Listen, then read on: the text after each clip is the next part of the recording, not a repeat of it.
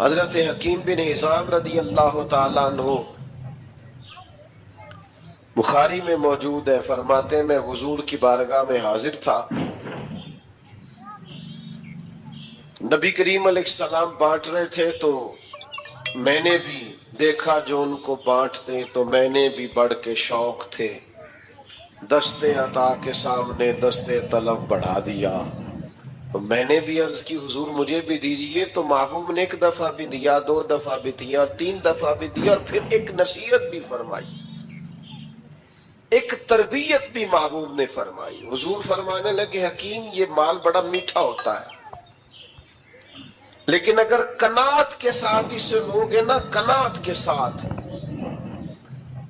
تو پھر یہ تمہارے لیے بہتر ہے، لیکن فرمایا اگر لالچ کے ساتھ لوگے نا، یہ حضور ہمیں سمجھا رہے ہیں، صحابی وسیلہ ہے اور ہمیں نصیحت ہو رہی۔ کریم فرمانے لگے اگر اس کو تم لالچ سے لوگے تو فرمایا اس آدمی کی طرح ہو جاؤ گے جو کھانا تو کھاتا ہے پر اس کا پیٹ نہیں بھرتا، وہ بار بار کھاتا ہے، بار بار کھاتا ہے، سہ نفل نمازاں پڑھیاں پر ظالم نفس نہ مردہ ہو، بار بار کھاتا ہے۔ تو جب آپ قناعت کرتے ہیں، اللہ پر بھروسہ کرتے ہیں اور مالک سے طلب کرتے ہیں تو پھر وہ بے حساب دیتا ہے، لیکن جب توجہ یہ ہو جائے کہ میں نے کسی دنیا دار سے لینا ہے، فلاں سے حاصل کرنا ہے، حضرت حکیم بن حزام کہتے ہیں محبوب نے کہا میرے ہاتھ پر بیعت کرو کہ کبھی کسی دنیا دار کے آگے ہاتھ نہیں پھیلاؤ، بیعت کرو۔ آپ فرماتے میں نے اپنے نبی سے وعدہ کیا، پھر عمر گزر گئی، کبھی کسی دنیا دار کے آگے ہاتھ نہیں پھیلایا، یہاں تک کہ وہ گھوڑے پر بیٹھے ہوتے تھے اور درہ کبھی ہاتھ سے گر جاتا تھا نا تو قریب غلام کھڑا ہوتا تھا تو اسے بھی نہیں فرماتے تھے مجھے اٹھا کے دے دو، خود گھوڑے سے اترتے تھے، خود درہ اٹھاتے تھے۔ خادم کہتا مجھے بتا دیتے میں کر دیتا، فرمایا کیسے بتا دیتے، میں نے اپنے نبی سے وعدہ کیا ہے کبھی کسی دنیا دار کے سامنے ہاتھ نہیں پھیلاؤں گا ذات کے لیے۔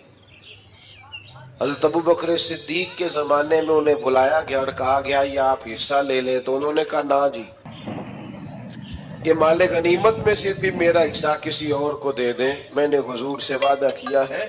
جناب عمر کے زمانے تک ان کا یہی حال رہا، پھر وصال فرمایا۔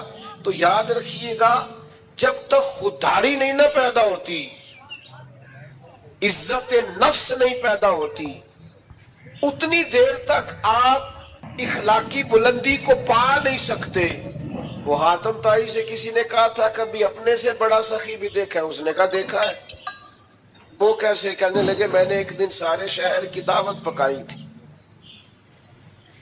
تو میں نے کہا دیکھوں ذرا سارے لوگ آ گئے کہ کوئی رہ گیا ہے، تو میں چہرے پہ نقاب ڈال کے گیا تو ایک بوڑھا آدمی جنگل میں لکڑیاں کاٹ رہا تھا، تو میں نے اسے کہا بزرگوں آپ کو دعوت نہیں ملی آج؟ حاتم طائی کے ہاں دعوت تھی، تو کہنے لگا ملی تھی، تو گئے کیوں نہیں؟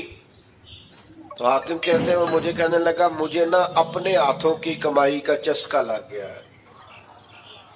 کس کمائی کا؟ ہلکا سا بولیے گا۔ اپنے۔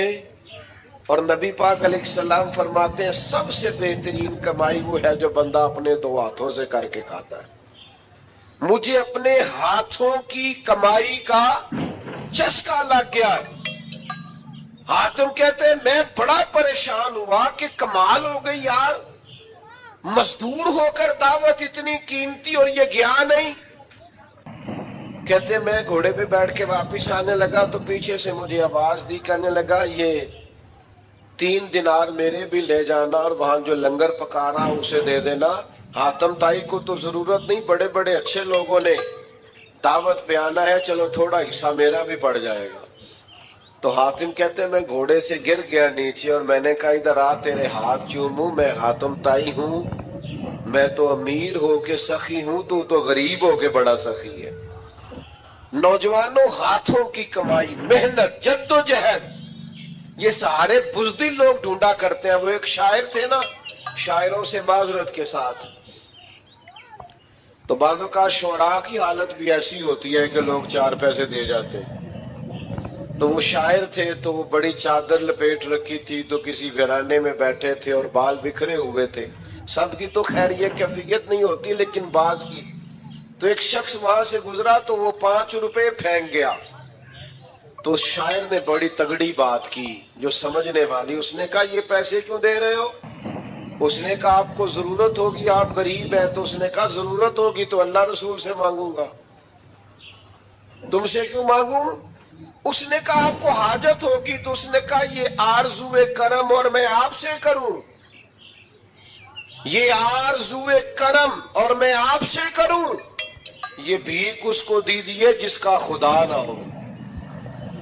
میں کو لاوارث ہوں. دیکھیں نا, وہ آج بعض لوگ ایسے ہیں, بعض گروہ ایسے ہیں, بعض شعبہ ہے زندگی سے تعلق رکھنے والے لوگ رہتے ہیں جس کے بارے میں لوگوں کا خیال ہے کہ یہ آیا تو مجھے مفتی دینا پڑے گا, شاید یہ بندہ آیا تو مجھے بالکل پیسے نہیں دے گا.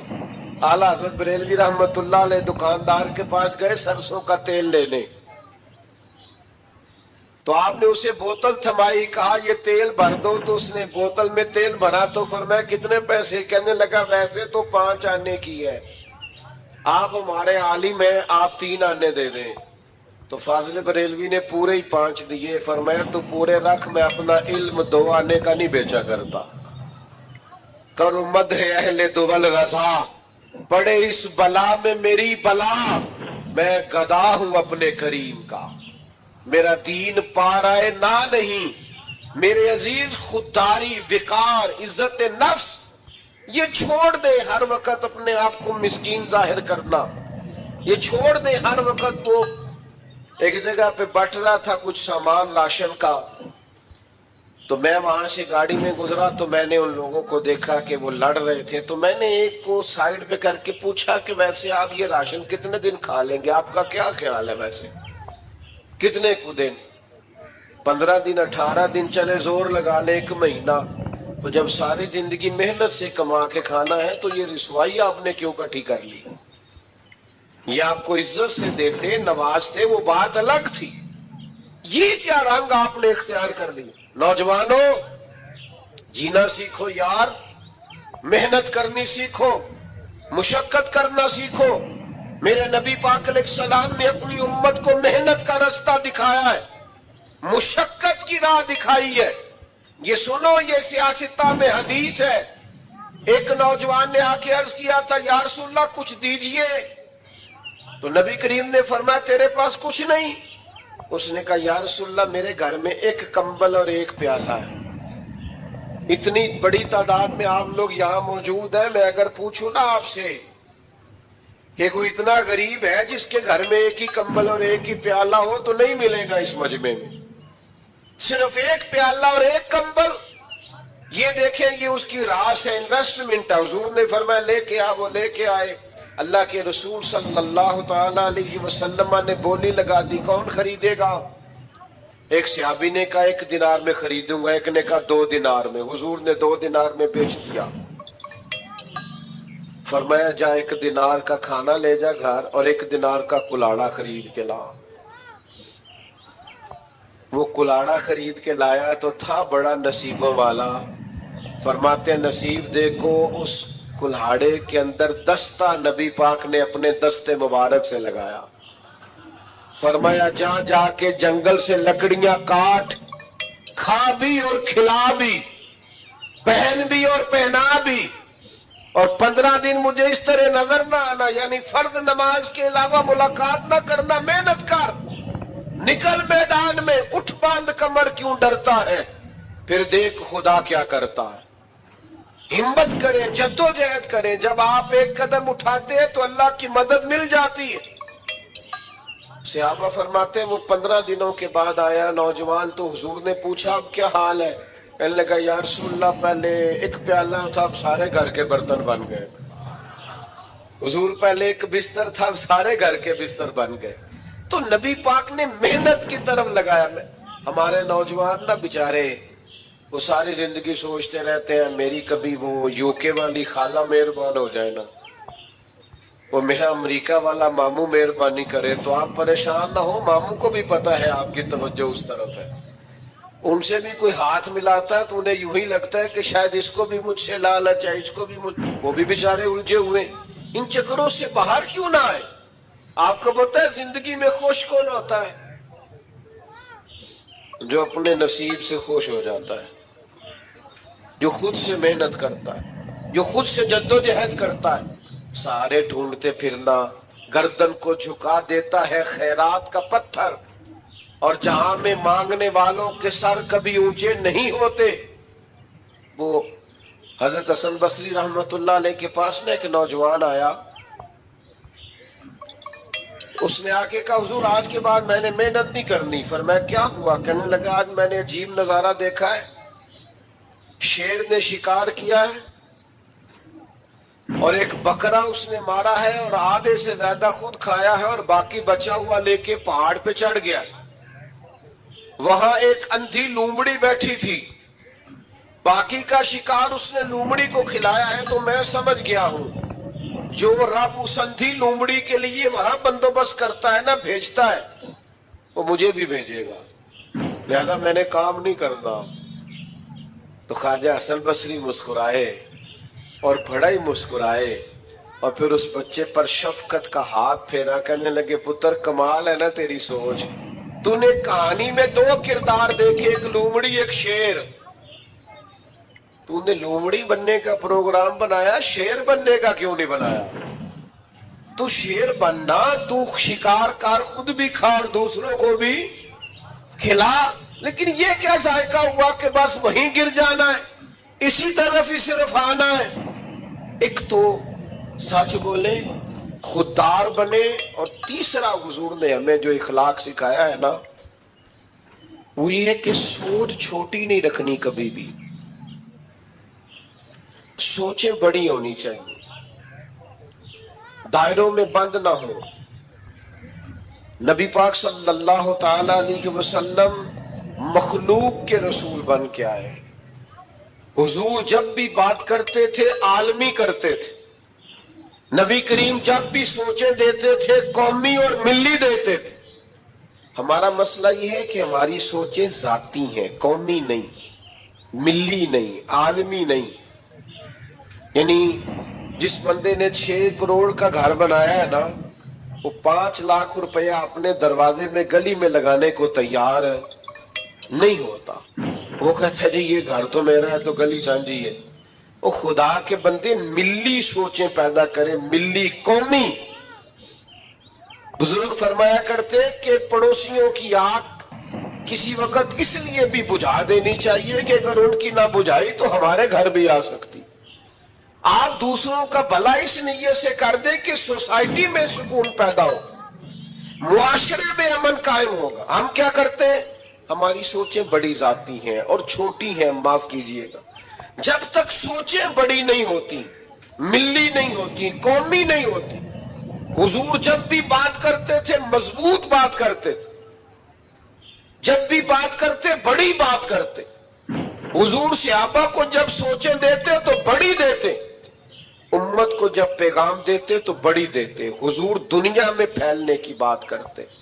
नबी पाक सल्लल्लाहु ताला अलैहि वसल्लम एक सफर से वापस आए तो आसारे सफर थे हुजूर के वजूद नूर पर। हम लोग सफर करते रहते हैं, मेरे जैसे लोग जो सुबह किसी शहर में होते हैं, दोपहर किसी शहर में होते हैं। जिस मोहब्बत से आप लोग आए हैं ना, तो मैं जनूबी पंजाब की तरफ निकला हुआ था एक दफा, तो मुझसे एक दोस्त ने पूछा कि ये जिला आपका है? मैंने कहा नहीं। कहने लगे कौन सा? मैंने कहा अब तो यूं लगता है हर जिला ही अपना जिला है।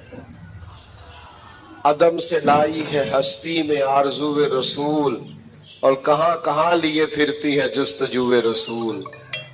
तो लगता है हर जिला ही अपना है। इस तरह मोहब्बत से वालेहाना अंदाज में महबूब के गुलाम नवाजते हैं। अल्लाह ताला हमारे हाल पे रहम करें और हमारी खताओं को माफ करें कि हमारे यहाँ लोगों ने समझ लिया है कि 3, 4, 5 चीजें सिर्फ शायद सुन्नत हैं। मीठा खाना, मिसवाक करना, टखनों को रंगा रखना, इमामा बांधना, ये बड़ी अजीम सुन्नतें हैं। لیکن یاد رکھیے گا کہ حضور علیہ السلام کا جو سب سے پہلا تعارف لوگوں کو ہوا تھا اور جس سے سب سے پہلے لوگوں نے حضور علیہ السلام کو جاننا شروع کیا تھا وہ یہ تھا کہ یہ محبوب صادق ہیں اور امین ہیں، سچ بولتے ہیں اور دیانتدار ہیں۔ اخلاقی رویوں کا بہت بڑا فقدان ہوتا جا رہا ہے اور قحط پڑتا جا رہا ہے اخلاقیات کا۔ ہماری سوسائٹی آہستہ آہستہ اس طرح کی ہوتی جا رہی ہے کہ لوگوں کو صرف اپنے آپ سے غرض رہ گئی ہے، اپنے مفادات سے مطلب رہ گیا اور باقی چیزوں سے لوگ آہستہ آہستہ نکلتے جا رہے ہیں۔ اچھی طرح سمجھ لیجئے گا کہ نبی پاک علیہ الصلوۃ والسلام نے بڑے عظیم ترین اخلاق کی طرف اپنی امت کی تربیت فرمائی۔ سب سے پہلی بات تو زندگی میں کبھی اپنا وقار نہ خراب ہونے دیں، کبھی جھوٹ نہیں بولیں۔ آپ کسی بڑے اچھے تاجر سے ملاقات کر کے دیکھ لیں، آپ اس سے پوچھیں گے کہ کتنی انویسٹمنٹ چاہیے اچھا کاروبار کرنے کے لیے، تو آپ کو بتائے گا کہ انویسٹمنٹ سے زیادہ اس بات کی ضرورت ہوتی ہے کہ لوگ آپ پر اعتبار کریں۔ جس بزنس مین کا مارکیٹ میں اعتبار ہوتا ہے، لوگوں کو پتہ ہوتا ہے کہ یہ سچ بولتا ہے، یہ دیانتدار ہے، اس کا کاروبار زیادہ اچھا چلتا ہے۔ نبی پاک صلی اللہ تعالی علیہ وآلہ وسلم نے ہمیشہ اپنے معاشرے کو، اپنی سوسائٹی کو سچائی کا پیغام دیا۔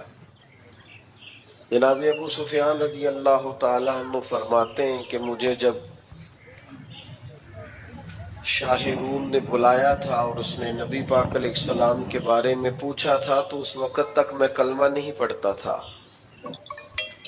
تو میں نے اسی انداز میں وہ ساری گفتگو کی تھی جس انداز میں ہم حضور کے بارے میں کیا کرتے، اور ان سوالات میں ایک سوال اس نے یہ بھی پوچھا، یہ بخاری شریف سے لے کر تمام کتب میں یہ روایت موجود ہے، ایک سوال یہ بھی پوچھا تھا اس نے کہ بتائیے جس محبوب نے دعوی نبوت کیا ہے کیا کبھی انہوں نے جھوٹ بھی بولا ہے؟ یہاں تو لوگ لوگوں کو ہنسانے کے لیے جھوٹ بولتے ہیں، کوئی فائدہ نہیں ہوتا، ذاتی طور پر ایک ٹکے کا فائدہ نہیں، لیکن بلا وجہ کے جھوٹ۔ کیا اس محبوب نے کبھی جھوٹ بولا ہے؟ کبھی؟ نوجوانوں سنو، اعتبار جس آدمی کا اٹھ جائے وہ جتنا مرضی بڑا آدمی بھی ہو، وہ سوسائٹی میں صفر پہ آ جاتا ہے۔ سچ بولو گے تو اعتبار قائم ہوگا، لوگ آپ کی عزت کریں گے، قدر کریں گے، لوگ آپ کو آپ تھوڑی باتیں کریں زندگی میں، لیکن صرف اتنی کریں جتنی باتوں پر پورا اترنا، اس سے زیادہ ایک جملہ بھی نہیں بولیں۔ ابو سفیان فرماتے ہیں کہ مجھ سے کہا بادشاہ نے بتائیے کبھی حضور نے جھوٹ بھی بولا ہے؟ تو کہتے ہیں تھوڑی دیر کے لیے میں خاموش ہوا اور پھر زبان حال سے گویا کہا کہ وہ رشتے میں میرے بھتیجے ہیں، مخالفت میری بڑی ہے، جنگوں میں میں ان کے مقابل سپہ سالار بن کے آتا ہوں، میں نے انہیں سیدہ آمنہ کی گود میں بھی دیکھا ہے، دادا کے کندھوں پر بھی دیکھا ہے، چچا کے گھر میں بھی دیکھا ہے، جناب ختیجہ کا دولہا بنے بھی دیکھا ہے، اور ان کی گود میں بیٹیوں کو کھیلتے بھی دیکھا ہے، اور ان کے مقدس بال میرے سامنے سفید ہوئے۔ مخالفت اپنی جگہ پر محبوب کی زبان سے جب بھی نکلتا ہے حق اور سچ ہی نکلتا ہے۔ میری بات کو اچھی طرح سمجھیے گا، اس بات پر جو تبصرہ کیا نا شاہ روم نے وہ بڑا انوکھا ہے۔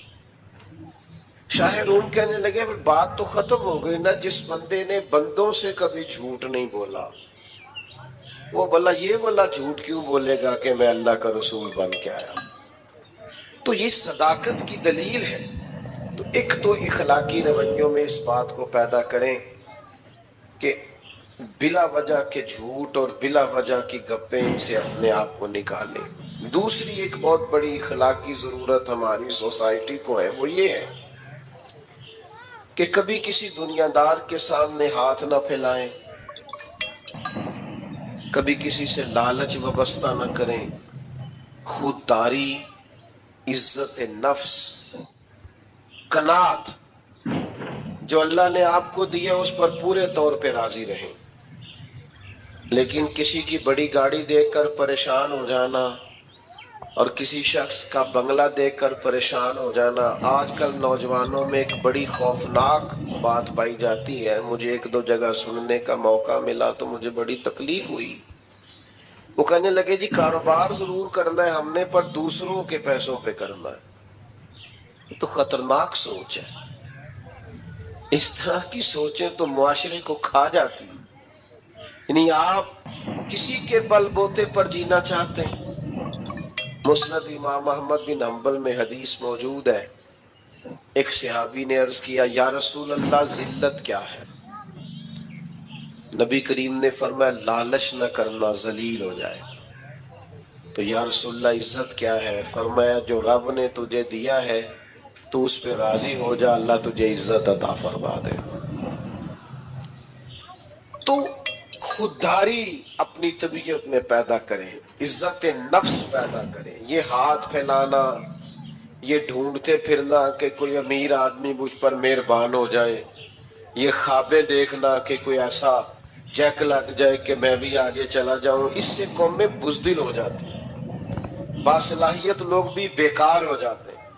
خود محنت کریں۔ اقبال کہتے ہیں اپنی دنیا آپ پیدا کر اگر زندوں میں ہے تو خود محنت کر۔ ایک کی تو پیشہ برا ہے دنیا میں اور وہ ہے کسی کے آگے ہاتھ پھیلانا۔